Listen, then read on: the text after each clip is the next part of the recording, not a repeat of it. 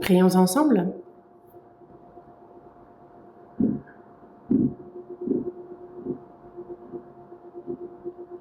Dieu, notre Père, toi qui nous aimes, toi qui es saint et miséricordieux. Dieu, nous étions éloignés de toi et agissions dans le péché. Tu as eu pitié de nous et tu nous as aimés. C'est lorsque nous ne te connaissions pas que, en premier, tu nous as aimés, que notre Seigneur Jésus s'est chargé à notre place du jugement et de la malédiction que nous devions recevoir. Il mourut sur la croix et par le précieux sang qu'il versa, tu as éternellement lavé tous nos péchés et fait que nous n'avons plus à recevoir ni le jugement ni la malédiction. Et c'est sans aucun mérite de notre part que tu nous as sauvés. Pour cette surprenante et grande grâce et ce grand amour, nous te remercions. Tu nous as sauvés et nous savons que ce n'est pas pour les choses vaines de ce monde qui sont là pour peu de temps et disparaissent. Nous savons que c'est pour ton royaume éternel et glorieux, afin que nous en héritions. Nous qui avons été rachetés par le précieux sang du Seigneur versé pour nous, sommes réunis devant toi, Seigneur, pour louer ton grand amour, ta grande grâce, pour apprendre ta parole. Et nous te remercions de la communion que tu nous permets d'avoir au milieu de ce troupeau saint. À cette heure encore, Dieu, nous croyons en ce que tu es parmi nous et tes regards sur chacun d'entre nous, que ta main miséricordieuse soutienne l'âme et l'esprit de chacun. Si parmi nous, certains n'ont pas encore compris ta grâce, Seigneur, ouvre leur cœur, qu'ils puissent comprendre ta grande et surprenante grâce, qu'ils puissent recevoir la vie, qu'ils puissent vivre avec la même espérance éternelle que nous. Guide-les dans ce sens. Il y a tes églises en Corée, dans le monde entier, les frères et sœurs qui, malgré les difficultés, gardent la foi, prêchent ton évangile. À ces frères et sœurs, donne-leur l'amour, la sagesse, garde-les, prends soin d'eux et qu'ils puissent avec courage et assurance prêcher ton évangile et que de nombreuses âmes égarées puissent être guidées à ta parole et accomplir puissamment ton œuvre.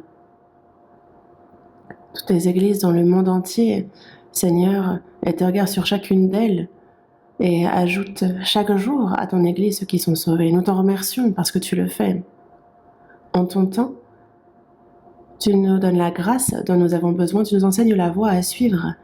Seigneur, à cette heure encore, enseigne-nous la parole, aide-nous à la comprendre et que cette parole se grave dans notre cœur, qu'elle soit une sagesse, une puissance dans notre vie et dans notre cœur. C'est notre souhait et notre prière ardente. Nous nous confions dans le Saint-Esprit pour qu'il nous guide et nous avons prié en nom de notre Seigneur Jésus. Amen.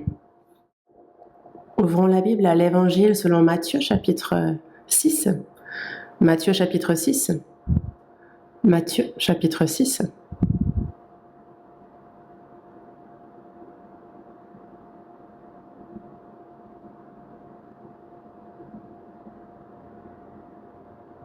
Matthieu, chapitre 6.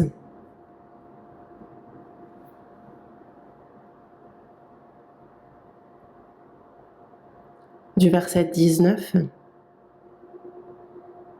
au verset 24. Matthieu chapitre 6, verset 19 à 24.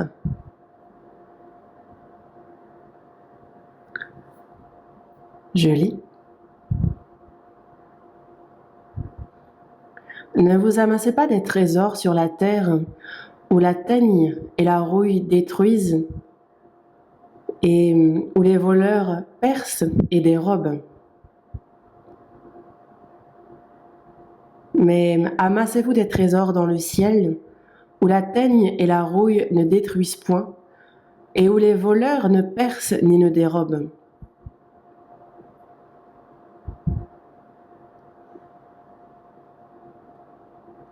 Car là où est ton trésor, là aussi sera ton cœur. L'œil est la lampe du corps. Si ton œil est en bon état, tout ton corps sera éclairé. Mais si ton œil est en mauvais état, tout ton corps sera dans les ténèbres. Si donc la lumière qui est en toi est ténèbre, combien seront grandes ces ténèbres? Nul ne peut servir deux maîtres, car ou il haïra l'un et aimera l'autre, ou il s'attachera à l'un et méprisera l'autre. Vous ne pouvez servir Dieu et Mammon.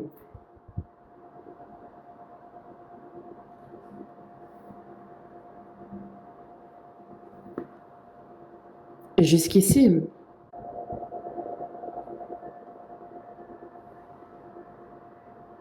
aujourd'hui, c'est sur Matthieu chapitre 6. On a Jésus qui enseigne sur la montagne et parmi les enseignements qu'il a donnés, on a donc ces précieux enseignements auxquels nous allons réfléchir ensemble aujourd'hui.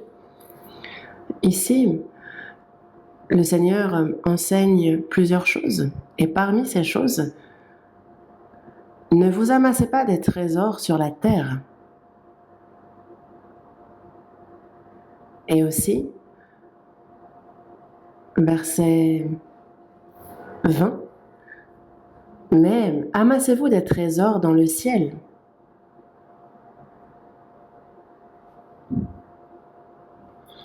Et avec ces versets qui nous disent « Ne vous amassez pas des trésors sur la terre, mais amassez-vous des trésors dans le ciel », c'est donc le titre de ce sermon, « Amassez-vous des trésors dans le ciel ».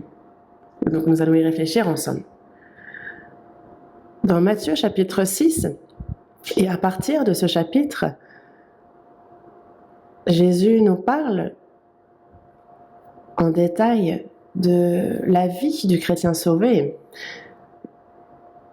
Et parmi ces enseignements, il y a le passage que nous avons lu.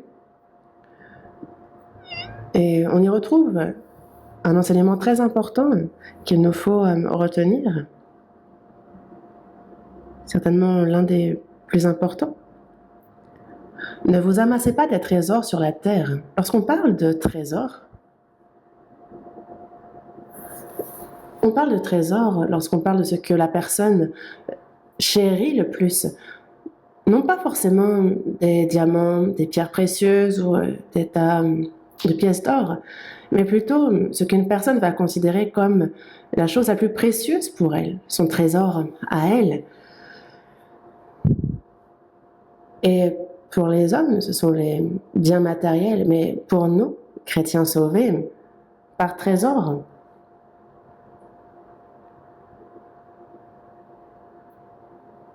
le Seigneur nous dit bien de nous amasser des trésors dans le ciel et non pas sur la terre. Les personnes sauvées ou non sauvées, alors qu'elles vivent dans ce monde, ce dont elles ont le plus besoin et qui compte, on peut dire que ce sont les biens matériels, parce que sans biens matériels, nous ne pouvons rien faire, nous ne pouvons pas vivre. Et c'est pour cela que, afin d'obtenir ces biens matériels, il y a des efforts que l'on fournit et tous les moyens sont bons. On se donne toutes les peines pour obtenir ces biens matériels. Mais un chrétien sauvé, lui,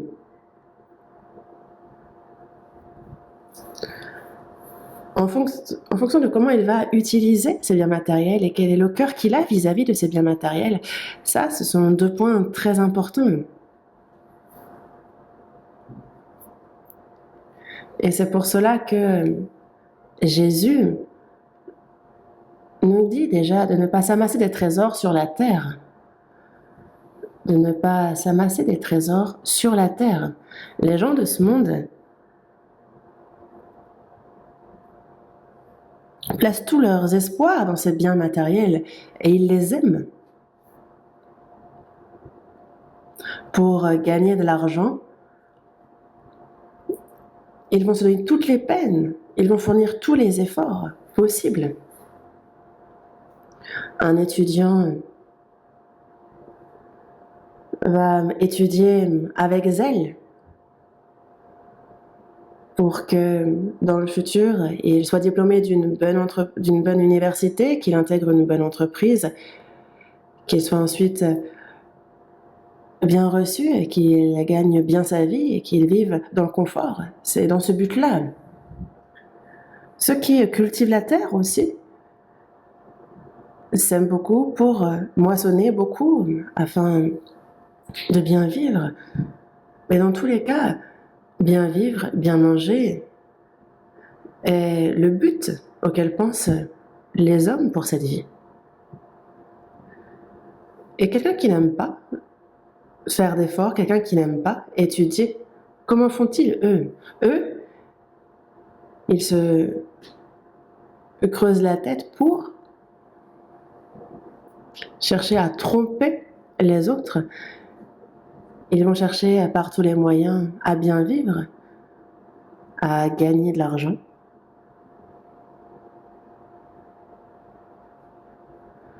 Et ceux qui n'arrivent même pas à faire cela, eux, pour quelques sous, vont jusqu'à tuer d'autres personnes, ils volent les uns les autres. Et à cause de l'argent, vraiment, il y a de nombreux problèmes qui naissent. Mais c'est que les hommes vivent avec pour seul espoir de gagner des biens matériels.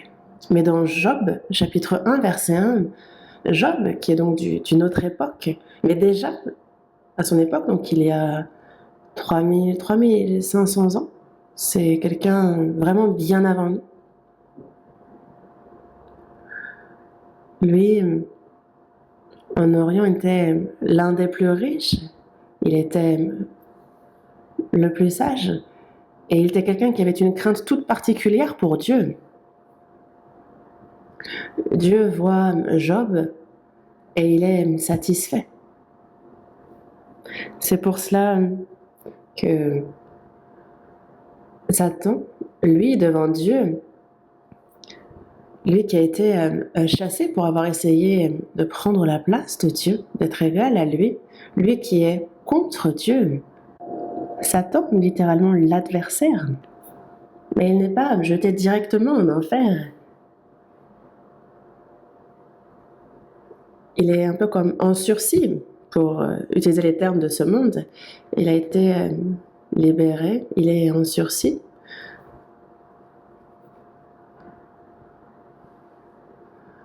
Et ceux qui vont au ciel sont justement testés, ils sont entraînés à travers lui.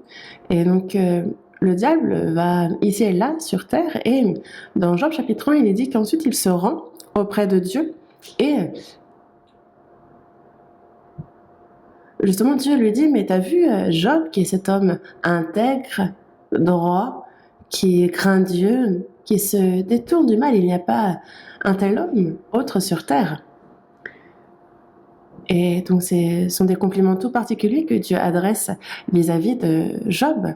Mais le diable dit, ce n'est pas pour tes beaux yeux qu'il agit ainsi, c'est certainement parce que tu l'as largement béni. C'est pour cela que Job est ainsi. Tu lui as donné beaucoup de biens matériels, une postérité, tu lui as donné toutes choses, il est dans l'abondance et c'est pour cela qu'il te craint et qu'il te sert. Ce n'est pas pour tes beaux yeux, non. Et donc, le diable cherche à créer la discorde entre Dieu et Job. Un peu comme si Dieu ne connaissait pas Job. Comme si Job, qui sert Dieu, le servait non pas pour Dieu, mais pour son propre intérêt, comme si c'était motivé par toutes les bénédictions, les fortunes que Dieu lui a données. Et Dieu dit bien non. Il dit bon, éprouvons-le. Ce que possède Job, prends-lui tout. Je te le confie. Simplement, ne touche pas à son corps. Ne touche pas à son corps.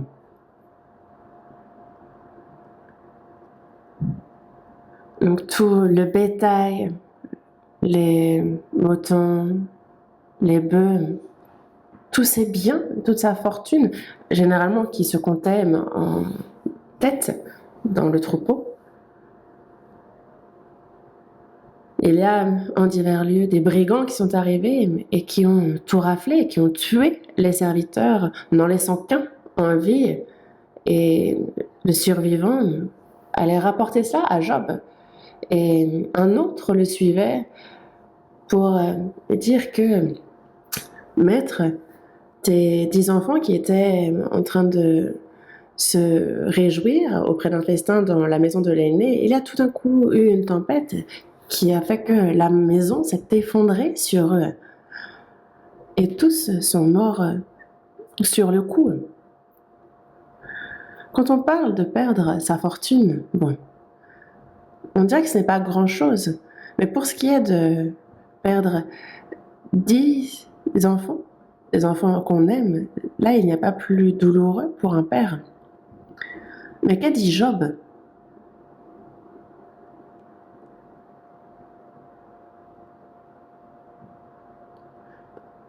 Je suis sorti nu du sein de ma mère, et nu je retournerai dans le sein de la terre. L'Éternel a donné, et l'Éternel a ôté. Que le nom de l'Éternel soit béni. Et il est bien dit qu'il ne s'est pas plaint de Dieu. Et en cela, Job est remarquable. L'Éternel a donné. Il sait que tout ce qu'il a reçu, il l'a reçu de Dieu. Et que si Dieu le veut, il ôte.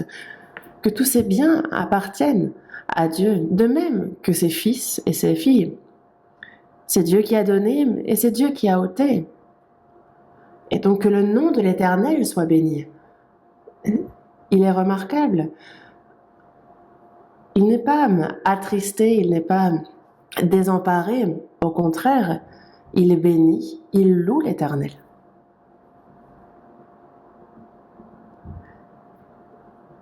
Et c'est pour cela que Satan se présente de nouveau devant Dieu et dit: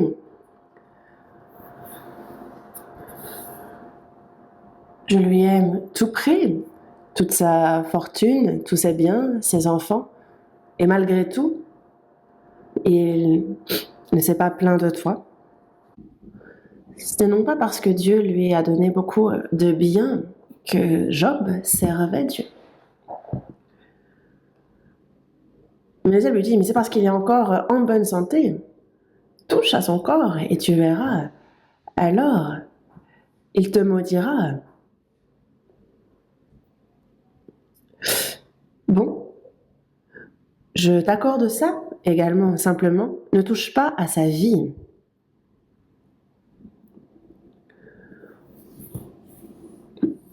La souffrance qu'il a mal, ça, je te l'accorde, mais ne touche pas à sa vie. Job fut atteint sur tout le corps, de la tête aux pieds, d'ulcères. Et à cause de la douleur, il se frottait et il souffrait d'une telle douleur que il a même été jusqu'à maudire le jour de sa naissance.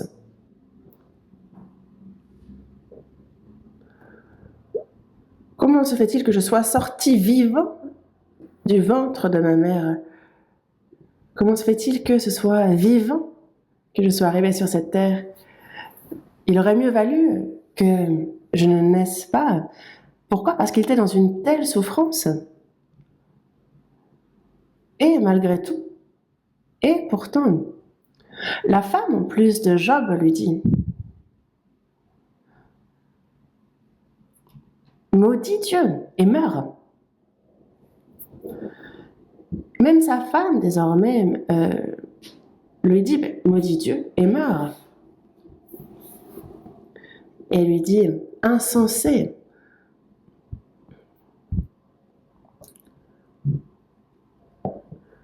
Et si j'ai été bénie par Dieu, est-ce qu'il n'accorde pas aussi la souffrance, jusqu'au bout, il ne va pas maudire, il ne va pas murmurer contre Dieu. Et après avoir justement passé ces épreuves, ce qui est écrit dans Job est réellement arrivé. On n'est pas en train de lire un roman. Dans Jacques, chapitre 5 aussi, on a l'apôtre Paul qui dit « Vous avez vu la fin que le Seigneur accorda à Job ?» Parce que le Seigneur est plein de miséricorde et de compassion.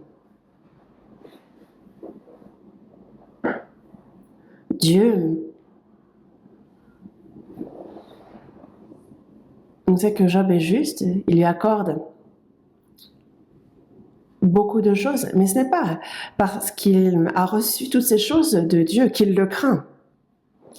Même si Dieu ne le lui avait pas accordé, parce que Dieu est le Créateur, parce qu'il est le Seigneur des Seigneurs, c'est pour cette simple et unique raison que Job le sert et on a pu le voir à travers ce qu'il a subi.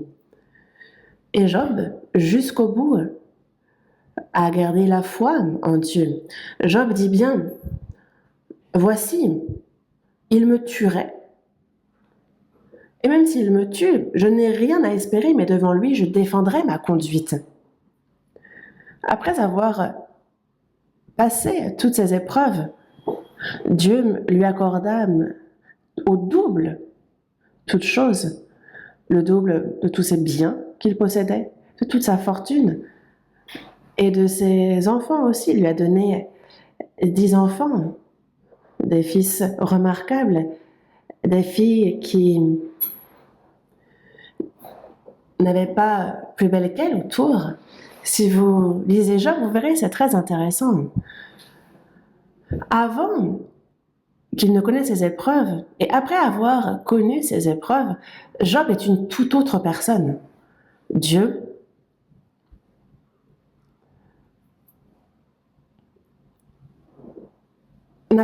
a bien vu que Job ne le servait pas à cause des biens qu'il avait reçus, mais quelle que soit la douleur, la peine qu'il connaît, il a vu que la foi de Job était la même, malgré la souffrance, la douleur, et c'est pour ça qu'il l'a récompensé au double.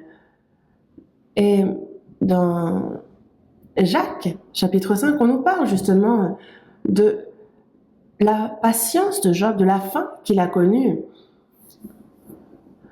Parce que lui, même s'il a perdu toute sa fortune, il n'a pas murmuré contre Dieu et il a été récompensé au double. Mais en réfléchissant à ça, donner, reprendre, ce n'est pas grand-chose en soi. Mais cette bénédiction qu'il l'ait récompensé au double, c'est vraiment un héritage de Dieu au double, un héritage qui ne se peut ni corrompre, ni souiller, ni flétrir. Et dans Romains chapitre 8, verset 13, il dit que si toutefois nous souffrons avec le Seigneur, alors nous serons glorifiés avec lui. Nous souffrons momentanément pour le Seigneur, mais c'est afin d'être glorifiés avec lui d'une gloire éternelle. Dans la seconde épître aux Corinthiens, chapitre 4, verset 17, aussi on nous parle de nos légères afflictions du moment présent. Ce sont des afflictions du moment présent qui durent tout au plus des dizaines d'années, mais ces légères afflictions du moment présent produisent pour nous donc une gloire éternelle, au-delà de toute mesure. Les afflictions sont momentanées, mais la gloire est éternelle. C'est pour cela que dans Romains chapitre 8, verset 18, il dit « J'estime que les souffrances du temps présent ne sauraient être comparées à la gloire à venir qui sera révélée pour nous. » La souffrance est minime et elle pourra durer tout au plus des dizaines d'années, alors que la gloire, elle, est éternelle. Et c'est parce que nous croyons en cela que, quelle que soit la souffrance, les tribulations, les épreuves, en fait, c'est par la foi que nous pouvons vaincre et triompher. Et même s'il faut mourir, nous ne nous plions pas. Et donc, c'est vraiment un enseignement important que le livre de Job nous donne. Dans Job, chapitre 31, versets 24 et 25, il y a ces versets qui nous disent, je vais vous les lire. Si j'ai mis dans l'or ma confiance, si j'ai dit alors, tu es mon espoir.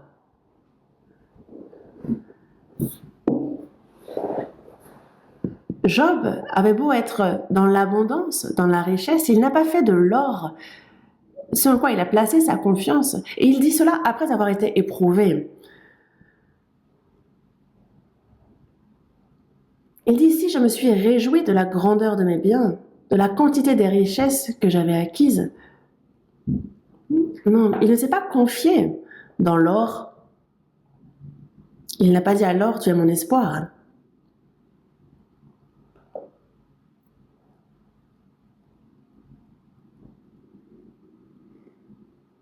Est-ce que je me suis réjoui de la grandeur de mes biens? Non, c'est ce qu'il nous dit ici. C'est ici la confession de foi de Job. Job,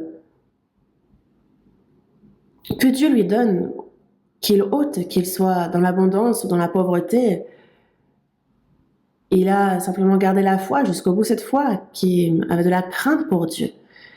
Et dans Proverbe, chapitre 11, verset 28, il est dit que celui qui se confie dans ses richesses tombera.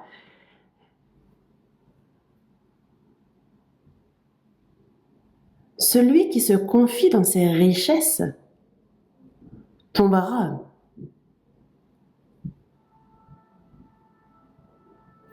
Tomber.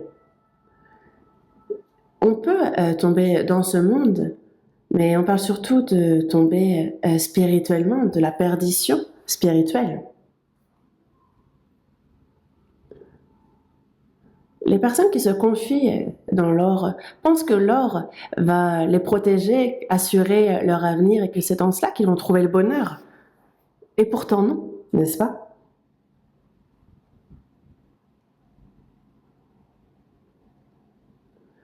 Parmi les 12 disciples de Jésus, et ceux qui ont été appelés à être apôtres, et on a Judas Iscario. Durant 3 ans et demi, avec les autres disciples, il a suivi Jésus et il vit les nombreux miracles que Jésus a accomplis, il écouta sa parole. Il mangea également lorsque Jésus multiplia les pains pour les 5000 personnes. Il vit Lazare reprendre vie. Et pourtant, ce qui est surprenant, c'est que jusqu'au bout, il n'a pas connu qui est Jésus. Son seul espoir, parce que lui s'était vu confier la bourse avec l'argent, lui, il y prenait sa part de temps en temps. En fait, il mettait ça dans sa poche, alors que ce n'est pas une bonne chose. Jésus, lui, monte à Jérusalem et lui s'est dit que s'il devient roi, moi je me verrai confier les caisses du royaume. Il avait certainement un tel cœur. Jésus disait qu'il mourrait sur la croix et qu'il ressusciterait, mais comme les autres disciples, il n'y a pas cru. Jésus a été attrapé alors qu'il était sans force et il fut très déçu. Les disciples voulaient le tuer. C'est pour cela que si Jésus est livré et qu'il meurt, alors les disciples pensaient qu'eux aussi mourraient. Et c'est pour ça que Judas s'est dit que, bon, c'est une occasion, autant que, quitte à ce qu'il soit livré, puisque les gens veulent sa mort, autant que ce soit moi qui le livre, ce sera plus facile.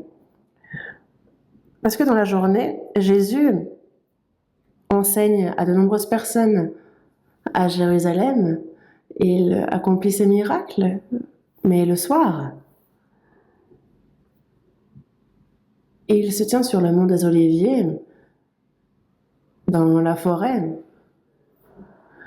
et c'est là où il dort avec la rosée, mais c'est là qu'il prie. Et les Juifs ne le savent pas. Et c'est ça que personne ne sait où est-ce que Jésus passe ses nuits, à part ses disciples. Et c'est pour cela qu'il va vers les religieux juifs et leur dit, vous savez, ce Jésus que vous détestez, j'aimerais vous le livrer.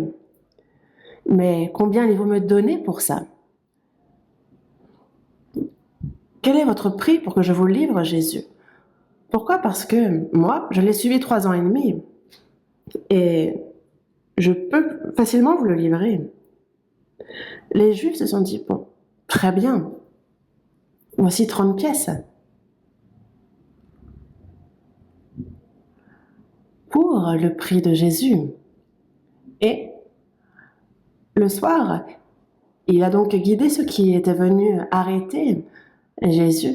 Il les a guidés dans le jardin de Gethsemane et Judas guide les troupes à Jésus.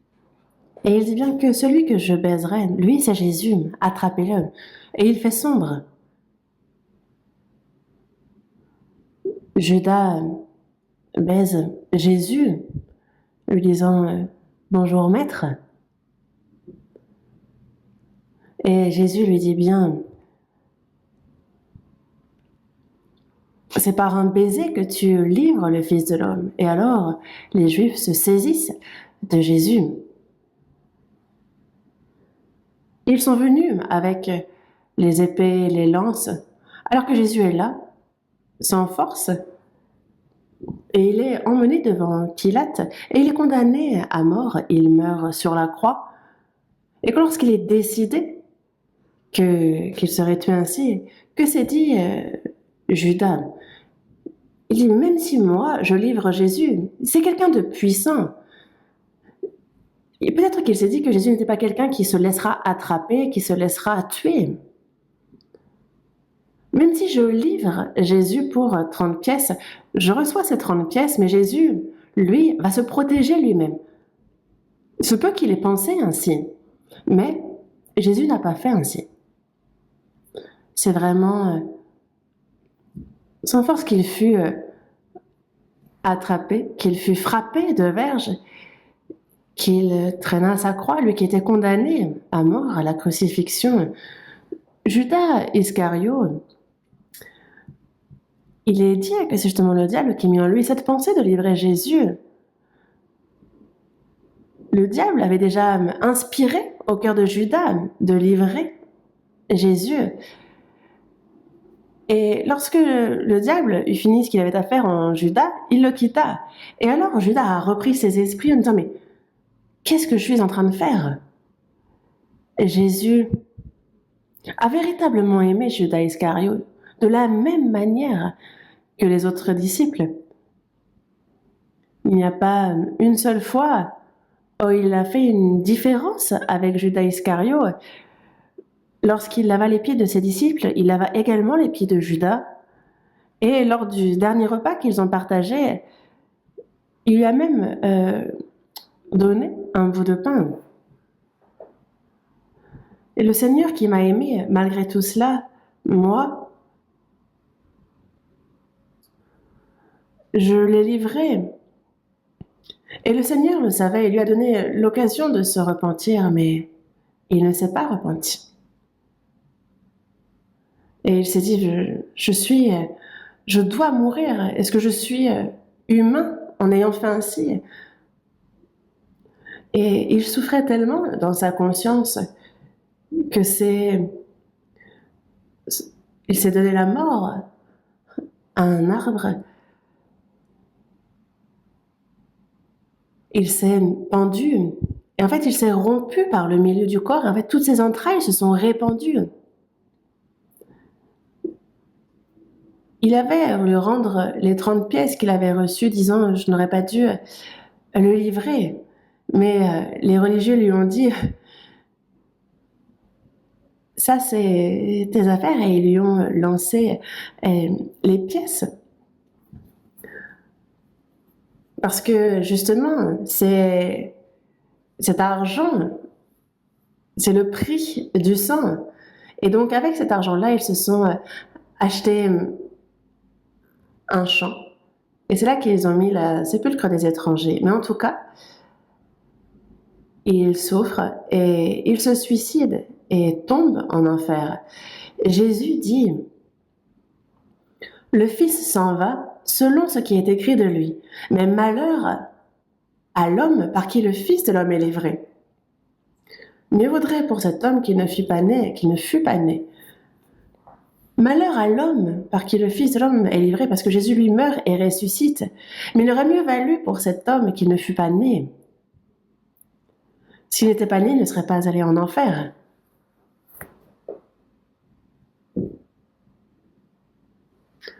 Il suivit Jésus pendant 3 ans et demi. Il a entendu toutes ces précieuses paroles que Jésus disait. Et pourtant, c'est ses désirs charnels qu'il a suivis, mais il livra Jésus. En réalité, ce n'est pas Jésus qui l'a livré, c'est lui-même.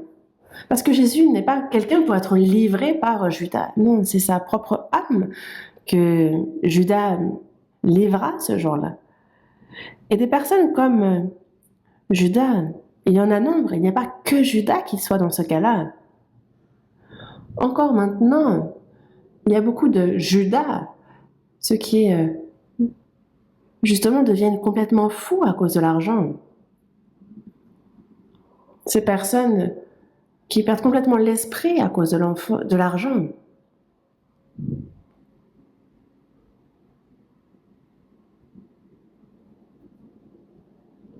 Jésus, dans Matthieu chapitre 19, versets 23 et 24, dit que un riche entrera difficilement dans le royaume des cieux.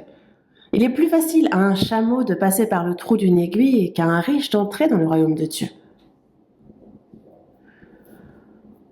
Il a dit qu'un riche entrera difficilement dans le royaume des cieux. Ça ne veut pas dire que tous les riches vont en enfer. Non, dans Matthieu chapitre 5, il est dit « Heureux les pauvres en esprit, car le royaume des cieux est à eux. » Même pour un riche, il suffit que son cœur soit pauvre en esprit, et il peut entrer dans le royaume des cieux. Quand on parle d'être pauvre en esprit, on parle du fait de savoir qu'on vient les mains vides, on repart les mains vides, savoir que cette vie est vaine, que l'on repart sans rien, quels que soient les efforts qu'on a fournis et ce qu'on a amassé sur cette terre. Être pauvre en esprit, c'est donc avoir compris la vanité de la vie. C'est de ça dont nous parle la Bible quand elle dit « pauvre en esprit ». Et on peut être dans l'abondance matérielle, mais si on réalise qu'on est pauvre en esprit, que ces biens-là ne vont pas protéger ma vie, ne vont pas me rendre heureux, une telle personne, si elle réalise que dans le temps il y a la mort, il y a le jugement, il y a la perdition qui l'attend, si alors cette personne est ardente pour le salut, même les riches, même un riche dans cet état peut être sauvé. Regardez Joseph d'Arimathée, il est riche et sauvé. Et moi, en évangélisant, j'ai rencontré des chefs d'entreprise, il y en a plusieurs que j'ai évangélisés, et vraiment, c'est difficile. On a l'impression qu'ils vont croire, on a l'impression qu'ils y sont presque. Ils écoutent tout le séminaire, mais ils ne croient pas. C'est assez surprenant. Mais il y a des sauvés parmi les chefs d'entreprise. Mais s'ils sont sauvés, ils ne mènent pas leur vie de foi. Pourquoi? Parce qu'ils sont riches. Il est difficile à un riche d'être sauvé, mais même après le salut, pour un riche, il y a ceux qui se confient dans leur richesse et qui ne grandissent pas dans la foi, et donc c'est difficile pour eux aussi après le salut, parce qu'un riche se confie dans ses richesses. Et c'est pour cela que ceux qui ont une grande fortune et ceux qui sont chefs d'entreprise, en fait, il y en a 2 que j'ai évangélisés. Mais s'ils sont sauvés, c'est vraiment dommage, mais ils ne mènent pas leur vie de foi. Et donc c'est n'être personne. Parmi nous, il n'y a pas beaucoup de riches, n'est-ce pas? Moi, j'ai été pauvre depuis mon enfance, vraiment pauvre. Quand j'étais en CM1, il y a la guerre qui a éclaté et donc toute notre maison s'est embrasée. On n'a plus de maison, plus rien à manger, plus d'argent. Et depuis le CM2, il a fallu que je commence à gagner de l'argent. Donc, je vendais du sucre caramélisé. Après, je lavais les souliers, je distribuais les journaux. J'ai tout essayé. Parce que personne n'a été pauvre comme je l'ai été. Mais à l'époque, en fait, ce n'était pas rare. On était beaucoup dans cette situation-là. En sixième, j'allais dans une église, mais pas parce que je croyais en Jésus. C'est qu'à l'école, en fait, l'école était tenue par une association chrétienne. Et il fallait aller à l'église, il fallait étudier la Bible. Et en étudiant la Bible, je me suis dit, ah, il y a quand même Dieu, le Créateur. Donc j'en suis venue à avoir foi en Dieu le Créateur, et à avoir foi en ce que nous avons l'âme, l'esprit. Je comprenais que oui, la parole est la parole de Dieu, qu'après la mort, il y a l'enfer et le royaume des cieux éternel. Et donc, une à une de ces choses, j'ai commencé à avoir foi en elle. Je n'étais pas encore sauvée, je ne savais même pas ce qu'était le salut. Mais moi et un ami, tous les deux, nous avons appris la Bible. Et nous nous sommes dit qu'il fallait qu'on devienne ceux qui prêchent cette parole. Donc moi et un ami qui vivait un peu plus bas, nous avons été dans la ville de Tego pour suivre une école de théologie. Et donc c'est 4 ans que j'ai passé à étudier la Bible avec zèle. J'apprenais la Bible, j'étais dans une école de théologie, mais malgré cela, j'allais avec mon petit baluchon, j'évangélisais avec zèle, ici et là, dans tous les villages, dans toutes les villes. Et mes amis me suivaient au départ, et après, je me suis retrouvée tout seul. J'allais dans les villages, en campagne. C'était remarquable. J'avais un zèle certain. Et en y réfléchissant, je me dis que certainement que Dieu m'a vu à ce moment-là. Je me dis, bah, c'est vrai qu'il est zélé, lui. Bah, j'essaie de me consoler comme ça, hein. Mais dans tous les cas,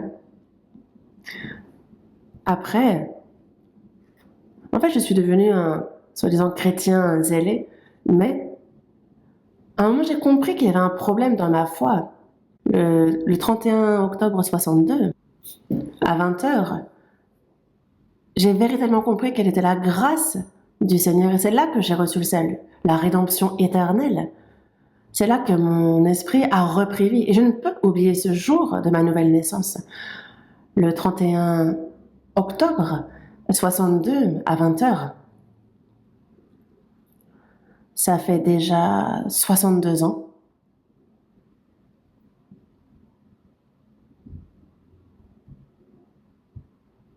Même après le salut, j'ai beaucoup souffert aussi, en vérité. Mais je ne pensais pas que c'était de la souffrance. J'étais toujours reconnaissant et dans la joie, même à ce moment-là.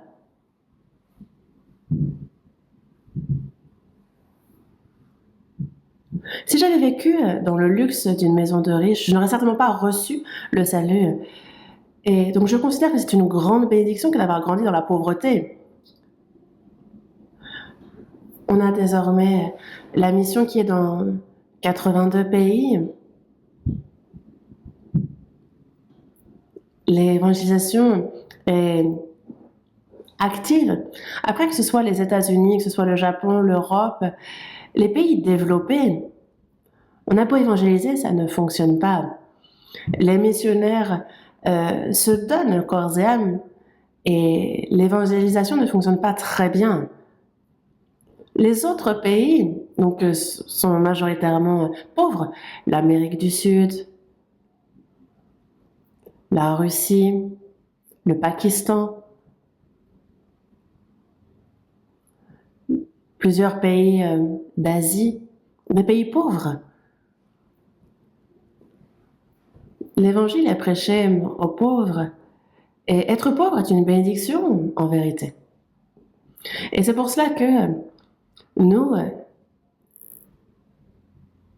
il faut être reconnaissant justement de ne pas avoir à courir après les richesses. Même après le salut, Dieu ne considère pas que c'est nous bénir, que nous donner la fortune. Il nous donne ce dont nous avons besoin.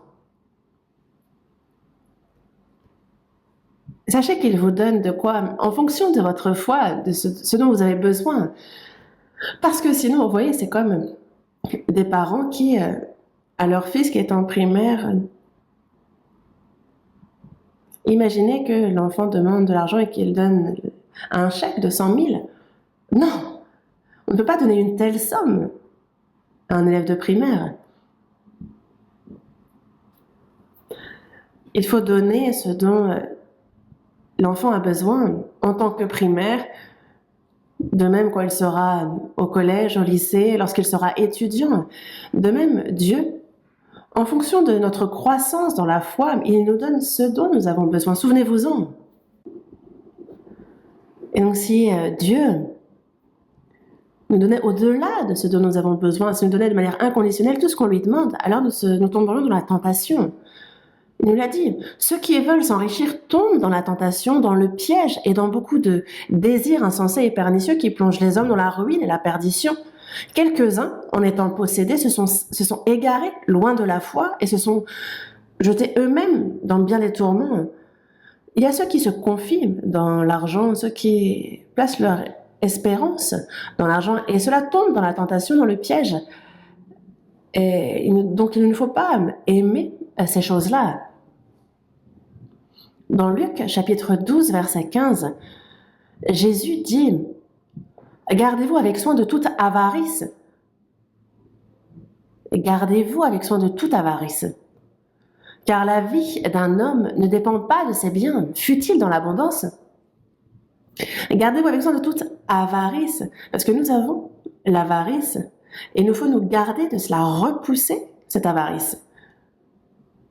Car la vie d'un homme, le but, la raison d'être d'un homme, ne dépend pas de ses biens, fût-il dans l'abondance.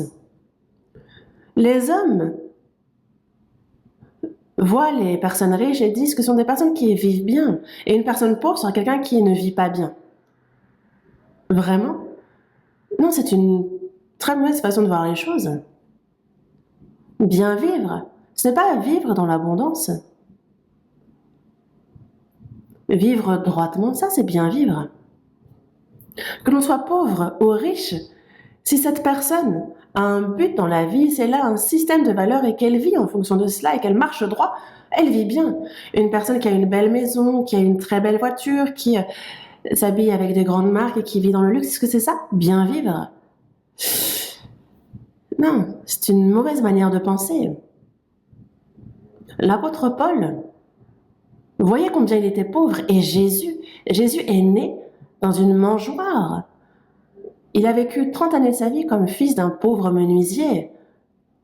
Qui a reconnu Jésus comme le fils du Créateur, comme le fils du Dieu des dieux? Personne ne le reconnut comme tel.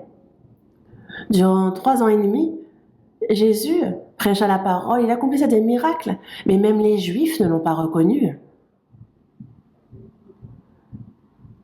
Et justement, il n'a pas été reçu comme étant le Fils de Dieu. Il fut plutôt crucifié par les siens. Et vous voyez combien il était pauvre. Dans la journée, c'est à Jérusalem, devant le temple, la synagogue, qu'il prêchait la parole. Et le soir, dans le mont des Oliviers, justement, c'est avec la rosée qu'il dormait, priait avec ses disciples. Il n'avait pour lui-même que sa croix. Dans Jean chapitre 19, il est bien dit, Jésus, portant sa croix, arriva au lieu du crâne qui se nomme en hébreu Golgotha. Il n'avait pour lui-même que sa croix. C'est tout ce qu'il avait.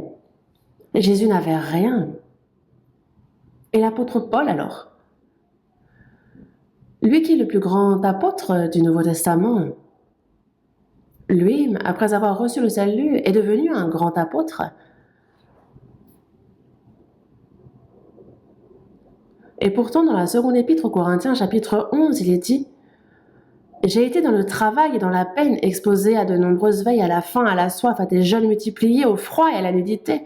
Sans parler d'autre chose, je suis assiégé chaque jour par les soucis que me donnent toutes les églises. Il a été frappé, emprisonné, il a été laissé pour mort. »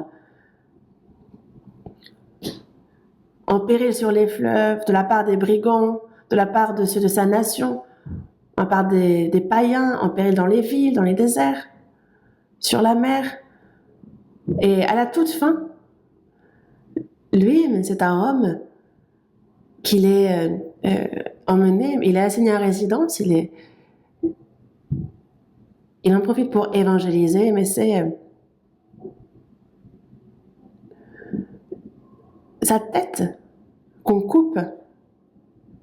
Et quand je m'y suis rendue, on peut voir là où Paul fut emprisonné, on peut voir également là où il fut décapité. Mais voyez, que ce soit l'apôtre Paul, que ce soit tous les apôtres, voyez la peine qu'ils ont souffert.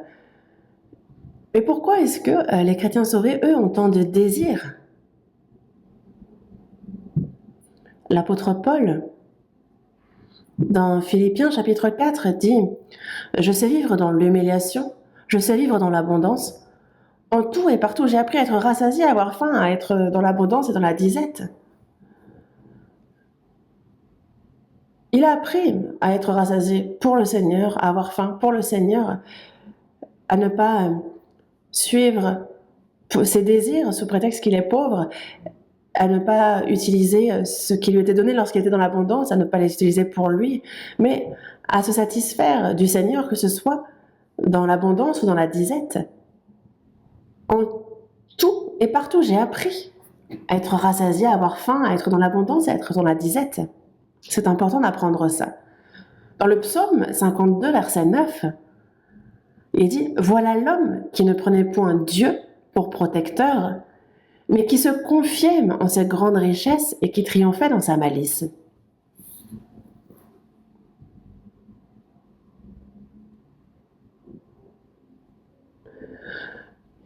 Il y a ce genre de personnes qui existent, ceux qui ne prennent point Dieu pour protecteur, mais qui se confient en leur grande richesse, qui se confient en eux-mêmes, qui triomphent dans leur malice, qui ne se confient pas en Dieu, mais dans leur grande richesse, qui ne vivent pas selon la volonté de Dieu, qui ne se réjouissent pas de cela, mais qui triomphent dans leur malice. Ce sont les gens de ce monde, ceux qui sont sans Dieu, éloignés de lui. Et parmi nous qui sommes sauvés, même parmi nous, il ne faut pas s'attacher aux biens matériels qui pourraient faire qu'on ne marche pas bien dans la foi. Et j'ai l'impression que pourtant, il y a beaucoup de personnes comme ça, non? Il faut justement se faire une introspection sur soi-même, parce que dans 1 Timothée, chapitre 6, du verset 6 au verset 8, il est dit « C'est, en effet, une grande source de gain que la piété avec le contentement. » Qu'est-ce que le contentement? Connaître sa position, sa condition, garder sa condition et se contenter de sa condition. Se contenter de ce qu'on a, ce qu'on est, où on est. Nous qui sommes sauvés, à quoi je fais face maintenant, la situation dans laquelle c'est la meilleure des situations que Dieu me donne à moi, et si je me contente de cela, alors nous n'avons rien à apporter dans le monde, nous n'en prendrons rien, et donc on aura une grande source de gain une fois qu'on sera dans le contentement. Nous n'avons rien à apporter dans le monde, il est évident que nous n'en pouvons rien apporter. Si donc nous avons la nourriture et le vêtement, cela nous suffira. Nous sommes venus les mains vides et nous ne pouvons rien emporter. On vient les mains vides, on repart les mains vides.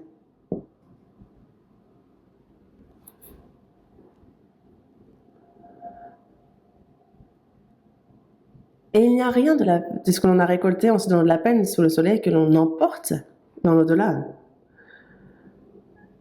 La fois précédente, donc on a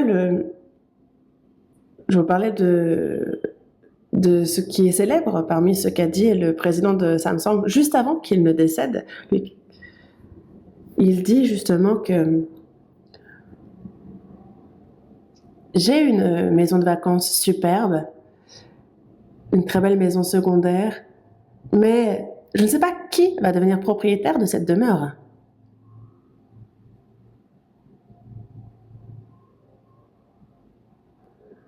J'ai une superbe voiture, mais qui va prendre les clés de cette voiture? Je ne sais pas. J'ai une grande fortune, mais ça aussi, cela ne m'appartient pas. Et il n'y a pas que lui. On vient les mains vides, on repart les mains vides. On ne peut rien emporter. Dans Ecclésiaste, chapitre 5 aussi. On est sorti du ventre de notre mère, on se retourne nu, ainsi qu'on est venu. Et le travail, il n'y a rien qu'on puisse emporter, qu'on puisse prendre dans nos mains. Le fruit de notre travail, on le laisse. Mais, durant notre vie sur Terre, on s'imagine qu'on va vivre des centaines, des milliers d'années. Mais vaut mieux utiliser à bon escient ce que l'on gagne sur cette terre. Et pour nous, chrétiens, il y a beaucoup de choses pour lesquelles on peut utiliser nos biens. Pour le salut des âmes qui courent en enfer, utiliser donc nos biens pour l'évangélisation, pour les frères et sœurs qui sont dans le besoin. Si mon argent peut les aider, c'est quelque chose qui est beau aux yeux de Dieu. Ou encore, si on utilise notre argent seulement pour notre propre contentement et non pas pour Dieu, ce n'est pas une chose pour laquelle Dieu nous a confié cet argent, ce n'est pas dans ce but-là. Dans la première épître à Timothée, chapitre 6, verset 17, l'apôtre Paul s'adresse à Timothée et parmi toutes les paroles qu'il lui adresse, il dit « Recommande aux riches du présent siècle de ne pas être orgueilleux. » Il s'adresse ici donc aux riches du présent siècle. Timothée est donc devenu un prédicateur célèbre, mais on a ceux de ce siècle, les riches du présent siècle. Même parmi les riches, les sauvés, pardon, il y avait des riches. Mais recommande aux riches du présent siècle de ne pas être orgueilleux, de ne pas mettre leur espérance dans des richesses incertaines, mais de la mettre en Dieu, qui nous donne avec abondance toutes choses pour que nous en jouissions. On a Dieu qui nous donne avec abondance toutes choses pour que nous en jouissions.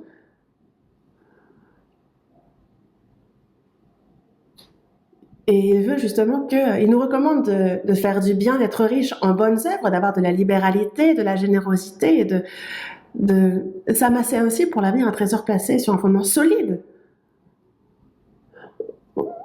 Ne pas être orgueilleux pensant qu'on va profiter de cette fortune et en jouir toute notre vie et bien au-delà. Non.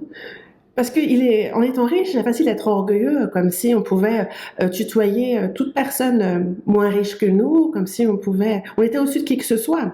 Une personne dans l'abondance, en fait, ne pense qu'à elle, et c'est pour ça qu'il dit recommande aux riches du présent siècle de ne pas être orgueilleux. Et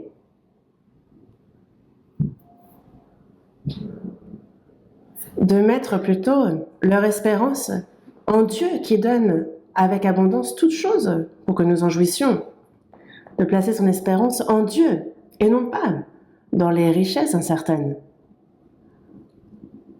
De placer son espérance en Dieu.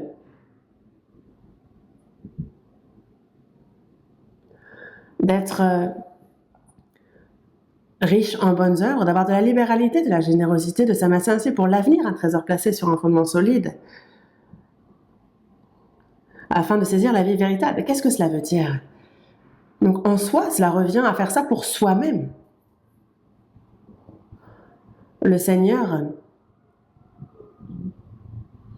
nous le rendra par des choses éternelles et qui valent bien plus. Nous, lorsqu'on donne nos biens pour l'évangélisation, pour le salut des âmes qui se perdent, Certains, par exemple, pour la mission à l'étranger, on dirait bien qu'ils donnent tout ce qu'ils ont. Et c'est vraiment surprenant. Vraiment, ça me fait fondre en larmes. Et Dieu voit ça. Et il se dit oui, c'est remarquable.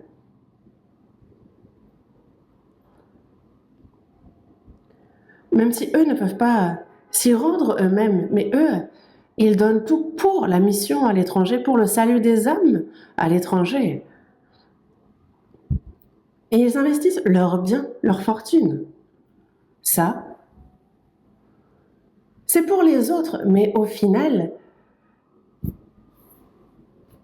c'est s'amasser pour soi-même, pour l'avenir, un trésor placé sur un fondement solide.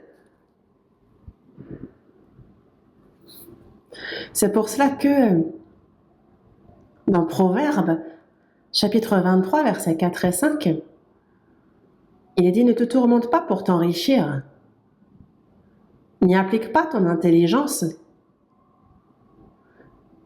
Le Seigneur s'adresse à ceux qui sont sauvés. Bon, maintenant ne te tourmente pas pour t'enrichir. Ça ne veut pas dire ne faire rien. Non, travaille avec zèle, mais ne cherche pas à t'enrichir, à devenir riche. Ce que Dieu te donne, ces biens-là, utilise-les pour Dieu.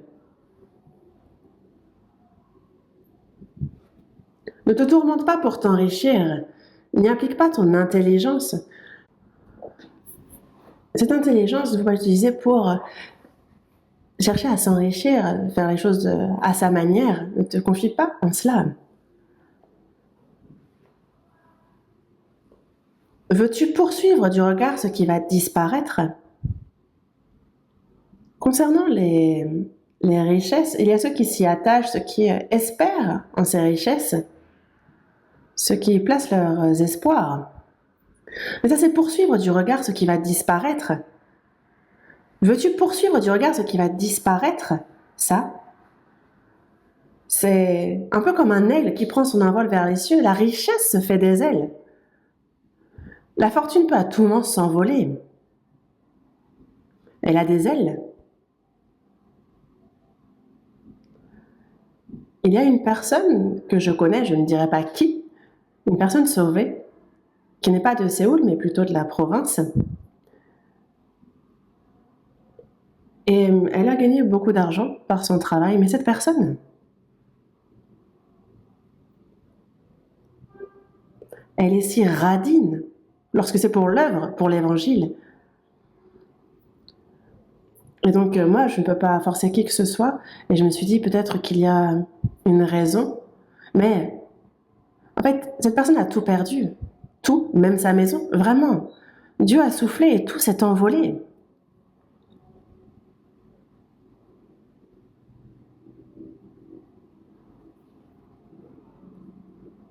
Et justement, Dieu souffle et ça s'envole. Si Dieu souffle, tout s'envole.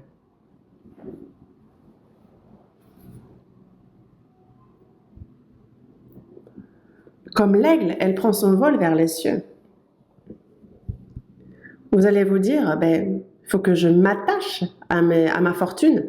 Par exemple, si je l'investis en biens immobiliers, un immeuble, ça ne va pas bouger. Donc, mais savez-vous ce qui se passe? Sachez que si vous-même vous vous attachez à vos biens, vous allez vous envoler avec vos biens s'ils s'envolent. C'est insensé. Avant qu'elle ne s'évapore, la sagesse est justement d'utiliser cette fortune, ces biens, pour Dieu, pour son œuvre. Lorsqu'on vit selon la volonté du Seigneur, on a l'impression que si on donne tout au Seigneur, on va tout perdre. Mais sachez que lui prend la responsabilité de nous. Il n'y a pas si longtemps, je lisais le journal, et il y avait une grand-mère pauvre qui demandait toutes sortes de choses pour essayer. Elle n'utilisait pas l'argent pour elle, elle récoltait, elle amassait simplement l'argent. Elle a acheté une maison avec ce qu'elle avait économisé. Donc, elle a mis tout ce qu'elle a économisé pour acheter. Elle a tout mis. Et elle est allée vers Elle a été rejoindre le Seigneur, elle n'est pas sauvée. Mais même ceux qui ne sont pas sauvés font de telles choses. C'est une grand-mère qui faisait des kimbap à Daejeon. Elle n'utilisait pas un sou pour elle. Elle avait de vieux habits. Elle avait des petites sandales pour chaussures. Elle vivait dans la pauvreté. Mais elle a donné tout ce qu'elle a amassé à l'université de Cheongnam, donc qui est dans cette ville. Et l'université a fait un petit mémorial pour cette grand-mère. Mais voyez, même ceux qui ne sont pas sauvés, qui ne croient pas, ils font de choses remarquables aussi. Je ne me souviens plus de qui, mais il y avait une personne âgée qui avait été dans les bureaux de la chaîne KBS et qui disait « Toute ma fortune, je vais la donner aux pauvres, surtout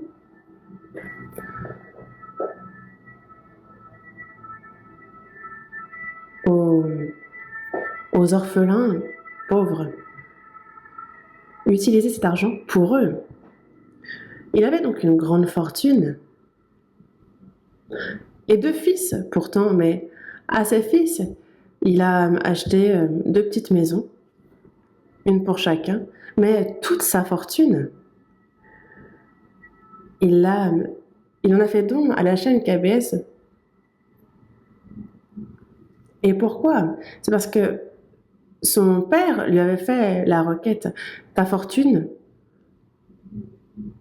ne la répartis pas entre tes fils. Non. Avant que tu ne meures, donne ta fortune aux pauvres.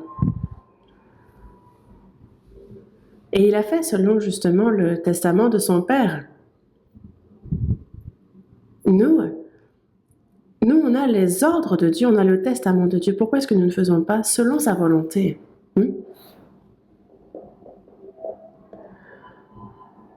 Et en fait, on se sent un peu honteux face à de telles personnes. Dans Proverbe, chapitre 30, versets 7 et 8, il est dit « Je te demande 2 choses. Ne me les refuse pas avant que je meure. Éloigne de moi la fausseté et la parole mensongère. » Première chose. Et la seconde, ne me donne ni pauvreté ni richesse. Ne me donne ni pauvreté ni richesse.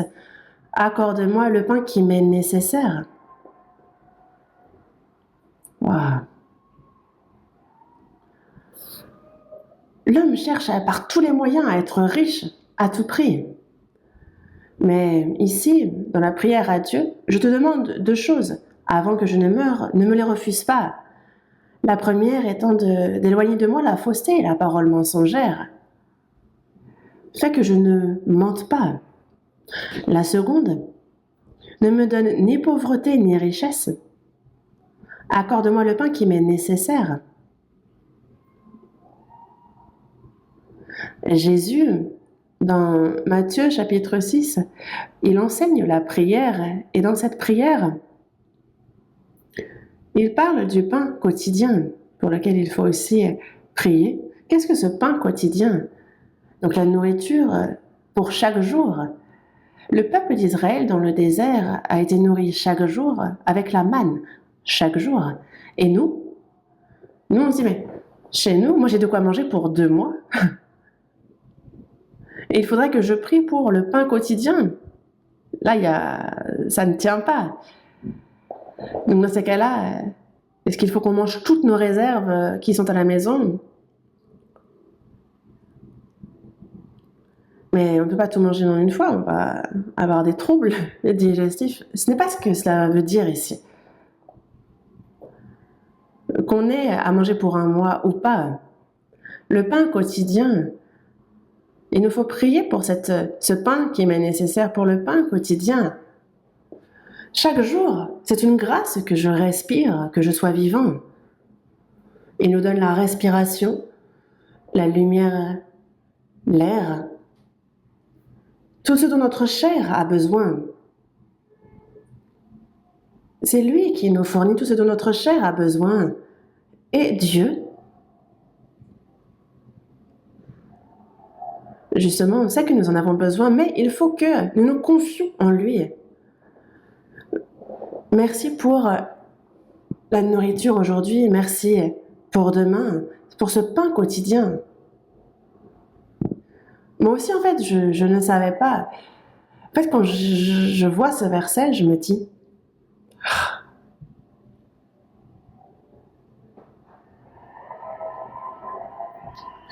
ce verset ne nous parle pas de la nourriture charnelle, mais spirituelle. Donne-nous le pain quotidien, la parole dont nous avons besoin chaque jour. Est-ce que ce ne serait pas de cela dont on parle? C'est ce que je pensais. Mais j'ai compris plus tard que non. Dans Matthieu chapitre 4, verset 4 aussi, il est dit « L'homme ne vivra pas de pain seulement, mais de toute parole qui sort de la bouche de Dieu. » Là aussi, l'homme ne vivra pas de pain seulement, mais de toute parole qui sort de la bouche de Dieu. Donc c'est par la parole qu'il faut vivre, et non pas avec la nourriture charnelle.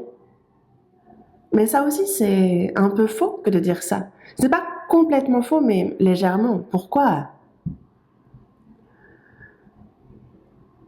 Parce que Jésus a dit cela alors qu'il était tenté par le diable. L'homme, s'il ne doit pas chercher juste de quoi manger pour sa chair, ce qui compte plus, ce qui est plus important, c'est d'obéir à la parole de Dieu. C'est ce que veut dire ce verset. Dans Jean chapitre 4, Jésus donc passe par la Samarie, il a soif, il est fatigué, il est épuisé. Les disciples vont dans la ville chercher à manger pour Jésus et ils lui disent « Voici, mange !» Mais Jésus leur dit « Ma nourriture est de faire la volonté de celui qui m'a envoyé et d'accomplir son œuvre. » Et les disciples se disent « Mais est-ce que quelqu'un lui aurait apporté quelque chose à manger ?» Non. Il demande de l'eau à la Samaritaine, elle ne va même pas lui donner une goutte. Et elle court, elle laisse sa cruche, elle va vers la ville. Donc il n'a même pas bu une goutte d'eau. Mais lorsque Jésus dit que j'ai une nourriture que vous ne connaissez pas, ma nourriture est de faire la volonté de celui qui m'a envoyé, d'accomplir son œuvre. La nourriture dont parle ici Jésus, c'est qu'on n'a pas à avoir très faim. Il ne parle pas de la nourriture charnelle, de l'eau pour la langue. Il y a la volonté de Dieu, faire la volonté de Dieu. Faire cela, ça, c'est ce qui me rassasie. C'est ça ma nourriture. On a la Samaritaine qui se présente à Jésus et lui prêche l'évangile. Et c'est ça, justement, qui le nourrit.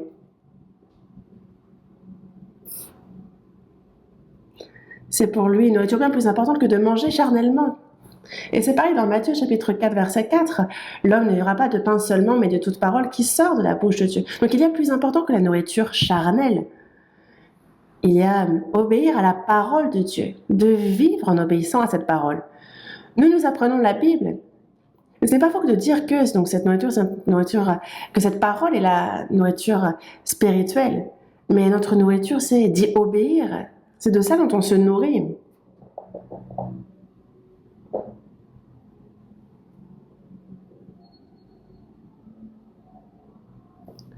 Et comme c'est dit dans Proverbe, chapitre 30, nous aussi, il nous faut demander justement qu'il nous accorde le pain qui nous est nécessaire, qu'il nous accorde le contentement, comme l'a demandé Paul. Et une autre chose,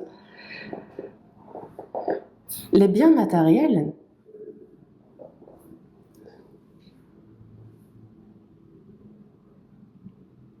c'est justement, ça éprouve ceux qui le possèdent. Qu'est-ce que je veux dire par là? C'est que ces biens vont éprouver la personne pour voir quelle est sa foi, quelle est sa personnalité, quel est son système de valeurs, quel est son but dans la vie. Si on cherche à savoir cela, donnez de l'argent à une personne et vous saurez qui elle est. Donnez-lui une grosse somme d'argent et dites-lui, fais-en ce que tu veux. Certaines personnes vont, lorsqu'ils gagnent au loto, tout d'un coup, ils deviennent riches, ils gagnent des millions. Et là, tout d'un coup, oh, mais c'est complètement fou, qu'est-ce que je fais de tout cet argent?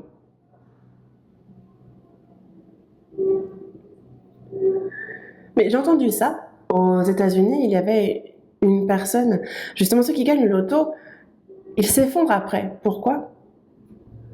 Parce qu'à partir du moment où ils gagnent le loto, ils ne travaillent plus. Ils se disent, j'ai gagné une grande somme, plus besoin de travailler. Et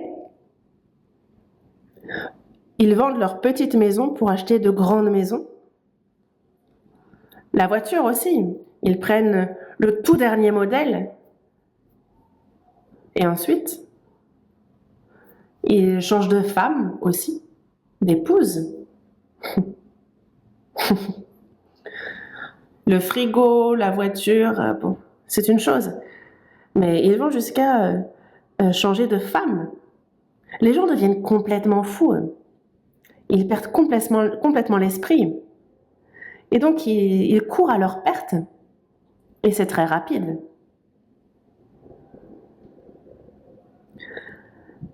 Et pour les saints sauvés, même s'ils n'en arrivent pas là, lorsque tout d'un coup on a de l'argent, oh, qu'est-ce que j'en fais?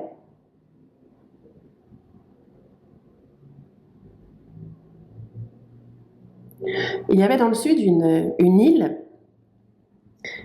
Il y avait une sœur de l'église qui m'appelle, me dit, pasteur, tout d'un coup, j'ai gagné 50 millions. Et j'ai réfléchi, et j'aimerais l'utiliser de la manière la plus précieuse possible. Et c'est pour ça que je vous téléphone. Utiliser cet argent pour la mission dans le monde. Et j'ai dit, merci.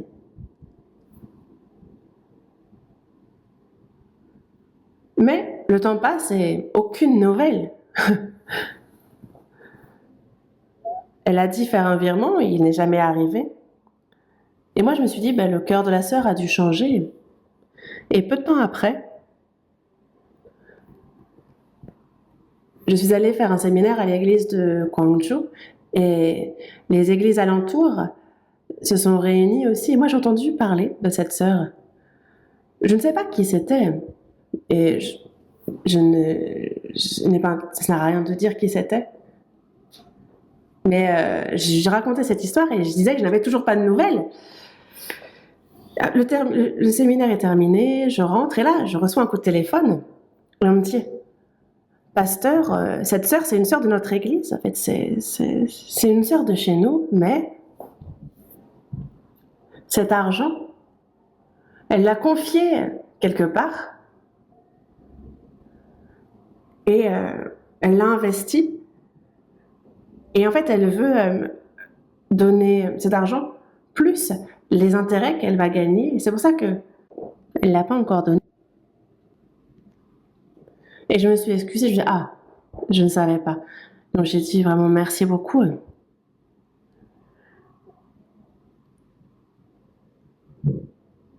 Et parce qu'en fait, un frère avait rapporté ce qui s'était dit pendant la communion et la sœur dit, mais ça c'est moi.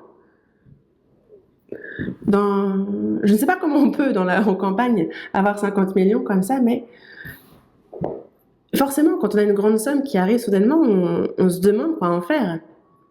Et ce n'est pas quelque chose que je dois utiliser n'importe comment, mais l'utiliser de la manière la plus précieuse pour Dieu. Et c'est dans cet objectif-là qu'elle m'avait téléphoné et elle a fait ce qu'il y avait de plus précieux pour Dieu. Si on peut sauver les âmes qui vont en enfer, si c'est pour l'évangélisation qu'on utilise cet argent, alors il ne peut pas y avoir plus précieux.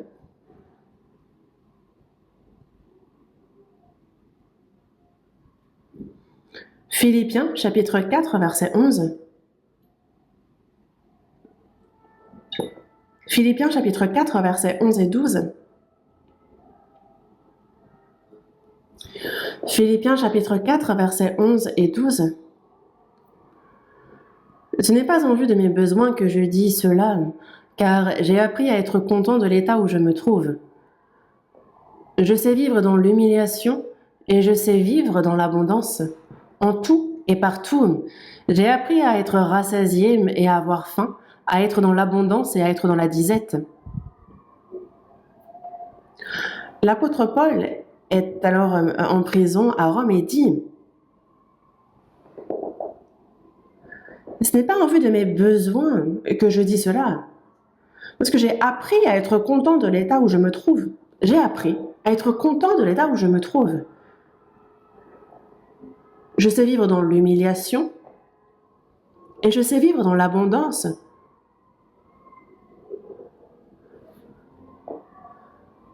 Il est emprisonné alors qu'il écrit l'épître aux Philippiens. Il souffre grandement. Il ne mange pas comme il veut, il ne peut dormir autant qu'il le voudrait. Il souffre. Mais les saints de Philippe, à travers Épaphrodite, rassemblent ce dont il aurait besoin et l'envoient à Paul qui est emprisonné à Rome. Et voici l'épître qu'il adresse aux Philippiens. Dans le chapitre 4, verset 16, il dit: vous fûtes les seuls à le faire, car vous m'envoyâtes déjà à Thessalonique et à 2 reprises de quoi pourvoir à mes besoins. Ce n'est pas que je recherche les dons, mais je recherche le fruit qui abonde pour votre compte.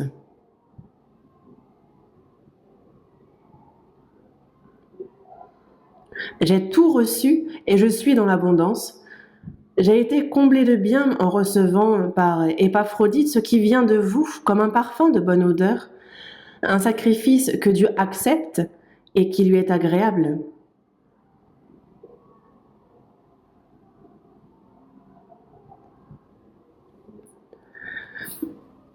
Donc il y a Épaphrodite à travers lequel il reçoit des choses, lui qui est emprisonné à Rome. Et on voit ici qu'il se réjouit, qu'il remercie pour ça. J'ai tout reçu et je suis dans l'abondance. Alors qu'il est en prison, comment est-ce qu'il peut dire avoir tout reçu, être dans l'abondance? De quoi il parle? Il est en prison, il souffre, il a faim, soif, il souffre, et il est pourtant dans l'abondance, dans le contentement. Il évangélise à Philippe, et il a été emprisonné. Dans Actes chapitre 16, on voit que Paul et Silas sont enfermés, mains et pieds avec des fers, dans une prison souterraine profonde. Et pourtant, est-ce qu'ils se sont plaints? Est-ce qu'ils ont supplié et pleuré Dieu? Non. Ils l'ont prié et l'ont loué. L'apôtre Paul, qui persécutait ceux qui croyaient en Jésus, s'est réjoui et a rendu grâce pour d'être digne de souffrir pour le Seigneur et son évangile. Il était pourtant dans une grande souffrance, mais il a dit: j'ai tout reçu et je suis dans l'abondance, je ne manque de rien. Certaines personnes, dès qu'ils sont un petit peu pauvres, on les entend qui disent: ah, aidez-moi.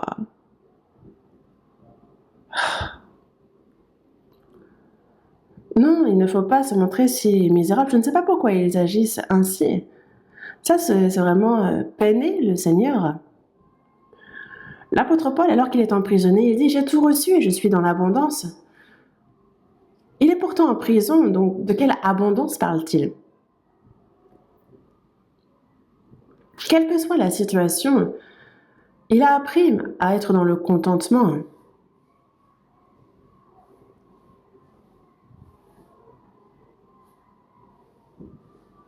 C'est pour cela que les biens matériels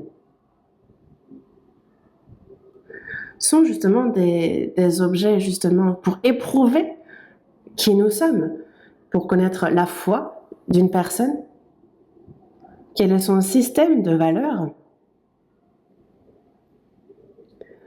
quel est son but dans la vie. Si vous souhaitez connaître ça, vous voyez comment cette personne utilise son argent. Une personne personne qui utilise son argent n'importe comment, alors c'est quelqu'un qui vit n'importe comment.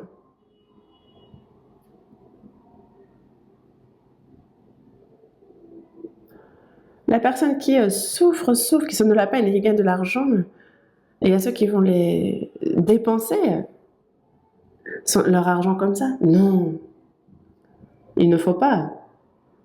Que ce soit mon âme, mon corps, tous les biens, tout cela en fait sont recouverts du sang du Seigneur. Tout cela appartient au Seigneur. Il n'y a pas un centime que je puisse utiliser n'importe comment. Moi, en réalité, j'ai peur d'utiliser l'argent. Pourquoi? Parce que ce n'est pas le mien. C'est l'argent du Seigneur et en même temps, c'est l'argent des frères et sœurs. C'est quelque chose qu'ils ont précieusement, justement, offert, donné au Seigneur. Donc j'utilise le strict minimum pour moi. Au tout début, quand je suis arrivée à Séoul, j'avais une toute petite voiture, un peu comme une Twingo. Et avec cette voiture, seule, j'allais jusqu'à Busan, je conduisais dans toutes les provinces possibles. Mais quand j'arrivais sur une aire d'autoroute, pour le déjeuner, je me demandais qu'est-ce que je mange. Non, je cherchais pas ce qu'il y avait de meilleur, mais ce qui était le moins cher. Vraiment, vraiment.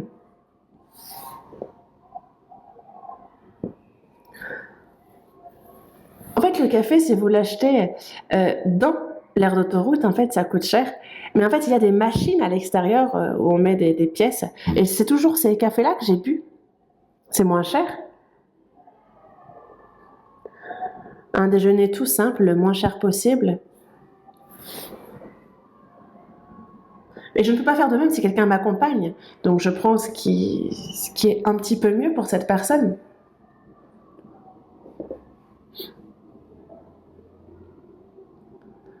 Mais les biens matériels, véritablement, sont des choses qu'il faut savoir comme étant précieuses. Il ne faut pas Il y a beaucoup de choses pour lesquelles on peut les utiliser. Il y a beaucoup à faire, donc il faut les utiliser précieusement. Ne considérez pas que c'est sans valeur. Justement, n'utilisez pas l'argent comme vous laissez couler l'eau. Parce que l'argent, justement, fait connaître de la personne son système de valeurs, comment elle vit. Et c'est pour cela que c'est très important de bien utiliser son argent. À parler, le temps a passé. Je m'arrête ici pour aujourd'hui et je reprendrai la prochaine fois. Prions ensemble. Dieu notre Père, toi qui es miséricordieux,